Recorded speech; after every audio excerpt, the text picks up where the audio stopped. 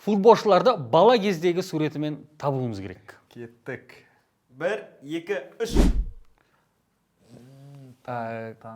Мен білем. Бұл мен сүйікті клубымның аңызы. Бұл мен білем, Антуан Гризман. Дұрыс. Келесі футболшы. 1, 2, 3. Бұны білем. Кім ғой? Каутиньо. Филиппе Каутиньо. 1, 2, 3. Германия ұлттық құрамасының ойыншы Мусиала. Джамал Мусиала, Мусиала. Челсиде. Англия ағылшын кезіндегі кісі ғой. Ағылшын болған кезінде. 1, 2, 3.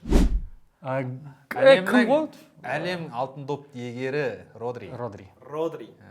Және соңғы футболшы, шешуші. 1, 2, 3. Эрлинг Холланд. Холланд. Неше ғой? Ниче деп ойлаймын.